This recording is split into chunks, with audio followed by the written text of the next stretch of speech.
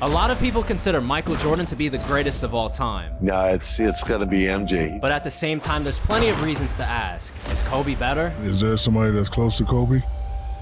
No. So in order to settle the debate, we're putting both of them back in the NBA. Jordan's being drafted with the second pick to Charlotte, and Kobe's heading to Portland with the third. Let their rookie seasons begin.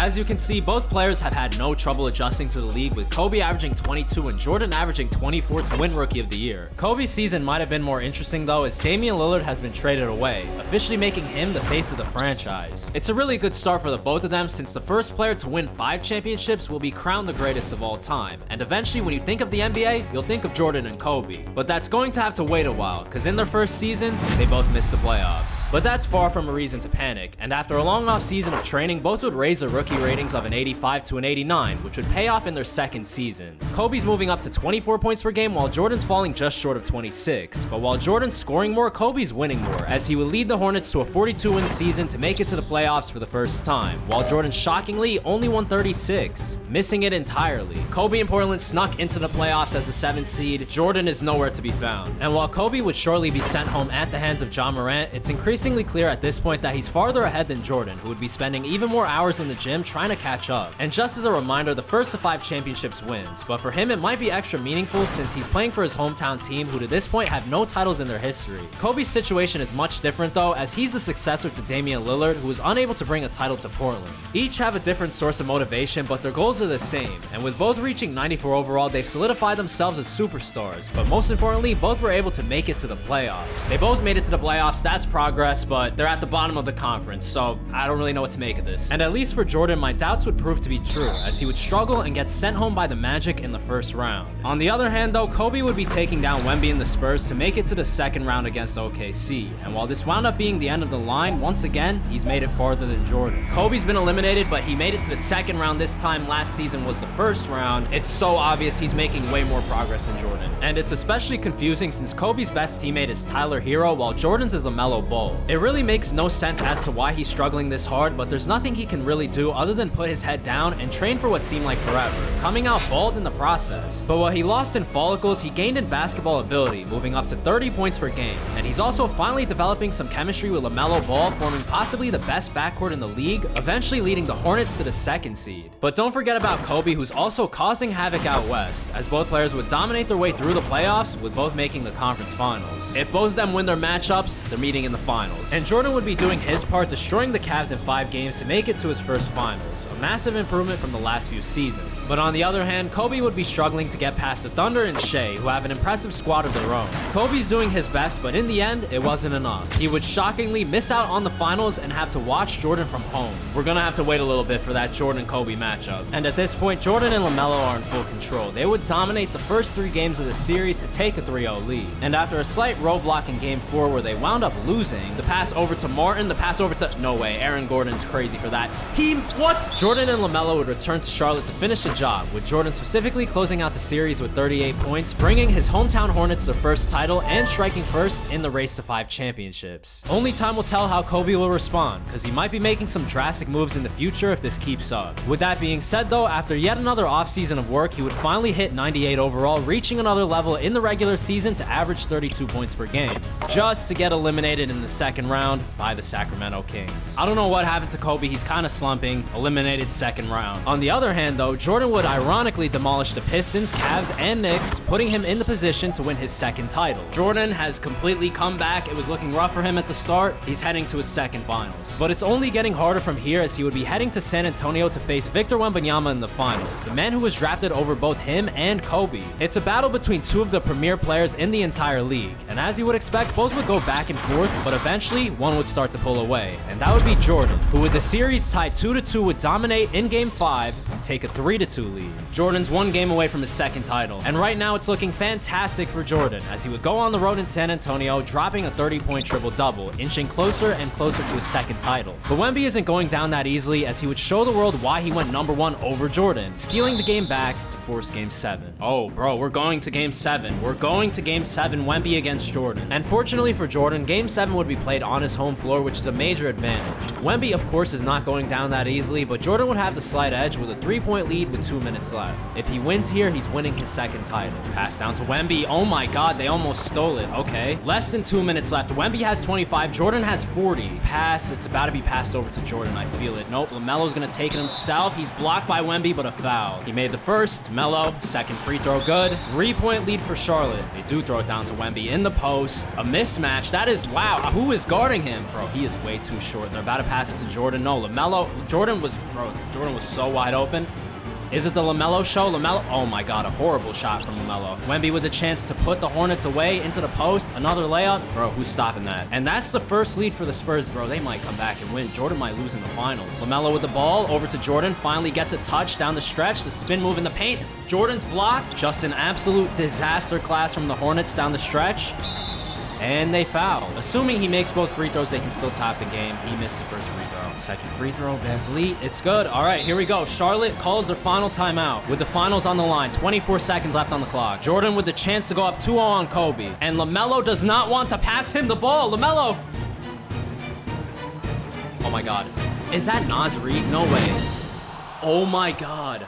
Jordan didn't even get the ball. And after Wemby hit a couple free throws, it was officially over. Jordan's blown a 3-2 lead to lose in the finals, which could have some major consequences down the line, as the race between him and Kobe is still just 1-0. Kobe's somewhere in the crowd cheering right now. And now, since we're entering season 6, let's take a quick look at what each player is working with. Kobe is now a 99 overall, with his second best player being Tyler Hero, but he also has a really good supporting cast that should help him win a title sooner than later. On the other hand though, Jordan, who's also a 99, is paired up with LaMelo, who's a whopping 95. But unlike Kobe, his supporting cast is awful, which would show when the season started back up, as while as good as Jordan is, he would only make it to the playoffs as the 4th seed and get eliminated first round. Jordan, first round, done. While Kobe, on the other hand, would dominate the regular season, averaging over 30 points per game. And with the help of his supporting cast, they would win an insane 64 games, with Kobe taking home some hardware. Kobe won his first MVP. Can he turn it around though? And he would quickly answer that question, destroying everyone in the playoffs, scoring from everywhere on the court, until eventually, he's got 11 seconds until he makes it to the finals. And after those 11 seconds, Kobe would be heading to Milwaukee for the finals, and while they do have an impressive squad, Kobe's averaging well over 30 points per game in this playoff run, defeating the Bucks in 5 games to win his first title. Kobe, champion, boom, done. And with that championship, Kobe's tying up the series 1-1, making Jordan's finals loss from earlier even more of a massive blow. With that being said, both players are now 99 overall, so now when you think of the NBA, you think of Jordan and Kobe. But there's an interesting turn of events, because while those two are dominating as usual, it would be Jordan's sidekick LaMelo standing out with a 30-point double-double to shockingly win his first MVP. No idea why he's wearing 14. I will fix that, but yeah, there's 2 MVPs on the Hornets. And at this point, the Blazers and the Hornets are the 2 best teams in the league with the 2 best players in the league. And as you would expect, they would dominate their way through the early rounds of the playoffs with nobody letting up. It seems like nobody could beat the 2 players, but at some point someone has to lose, and the way that's going to be decided is with them meeting in the finals for the first time. And to really emphasize the situation, Jordan and LaMelo won 61 games this season, while Kobe and his supporting cast won 63. It couldn't be a more evenly matched finals, but at some point someone has to strike first, and it would be Jordan, who would have 40 points to lead the Hornets to a Game 1 win. And he did it on the road as well, and he would keep it up in Game 2 with 42 more points. And when you tack on some of LaMelo's contributions, it's increasingly clear that they're going up 2-0 in the series. They won 2 games on the road, bro. That's insane. The series would then shift to Charlotte though, and I can't stress this enough. Kobe's season is on the line. If he loses here, he's going down 3-0, which would pretty much end the series on the spot. It's literally the most important game he's played to date, but he would eventually answer the call with a 39-point performance to keep his season alive, making the series 2-1. But Game 4 wouldn't be as easy, as LaMelo and Jordan would once again bounce back. Kobe's playing well by himself, but it doesn't seem like the depth of the team is really helping him out right now, as the Hornets would eventually pull away late, eventually putting the Blazers in desperation mode.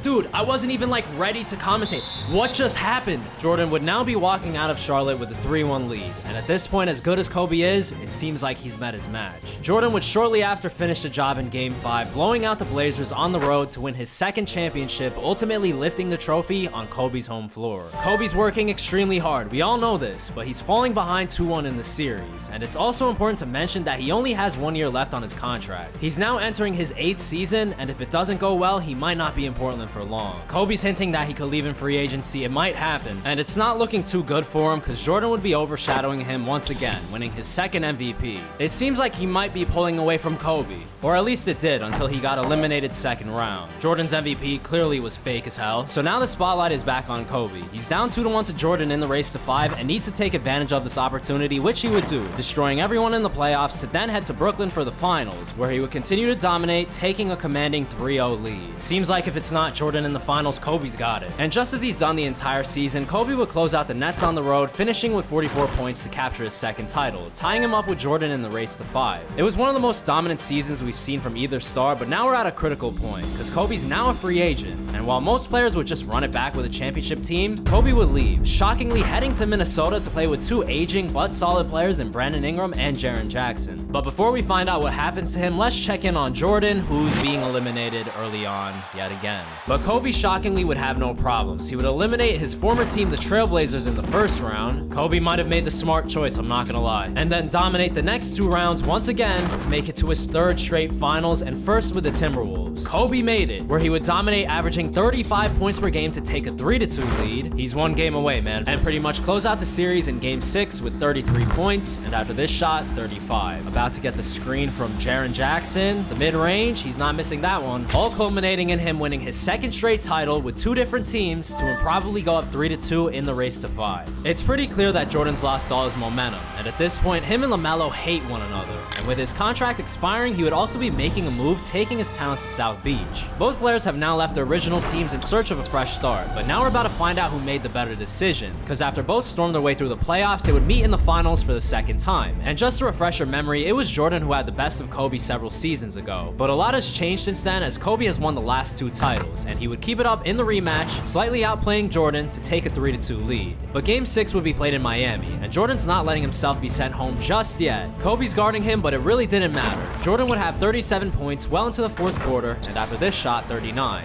Jordan, elbow pull-up, it's good. I think we're going to game 7, unless some miracle happens. And there was no miracle. The NBA Finals would be heading to a decisive game 7. Kobe will now try to bounce back from this loss to win his 4th title, while Jordan's trying to tie it up at 3 apiece. We're undoubtedly in for a classic that will be replayed decades from now, and as usual, both stars are going off. Kobe's putting on a show for the home fans, while Jordan's completely unfazed by the boos. But eventually, someone has to lose. And the way that's going to be decided will be with the final 4 minutes of game 7. Jordan with the ball, Jordan about to take the shot, free throw line jumper over 3 people, he misses it. Kobe with the ball, about to get the screen from the center, he drives to the free throw line, pulls up over 3, just like Jordan did, but he made it. Jordan with the ball, trying to take the lead. He gets the screen from the center, he drives left, he pulls up at the elbow, the beautiful, that's a beautiful pass. Kobe in the post, Kobe trying to score on Jordan, that is the matchup we want to see. He fades away on the baseline. Falling out of bounds, we have a tie game.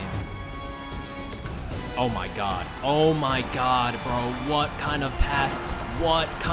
That could honestly decide the series. Jordan with the ball, trying to get it back, guarded by Kobe, one of the top offensive players, and okay, bro, I was gonna say top defensive, but he wound up fouling. Jordan made both free throws. Yet again, we have a tie game. Kobe's about to get another screen. Driving left, pulls up for 3 this time, and drains it. Okay, well that could decide the entire race, not just the series.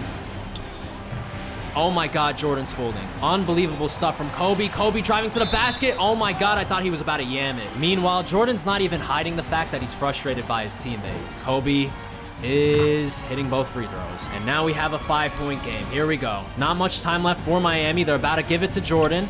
Jordan in the I don't know, that's a travel. Like, he traveled like 5 times on that possession, but we'll roll with it. Kobe with the ball. Kobe not even thinking about passing it. Bro, that is a wild shot to take with that much time left on the clock. Jordan with the ball. Jordan with the pass over to the corner.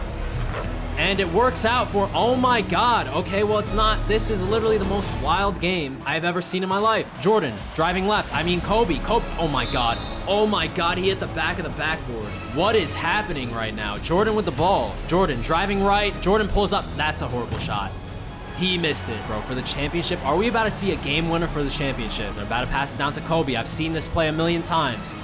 Kobe in the post. Kobe close to the basket.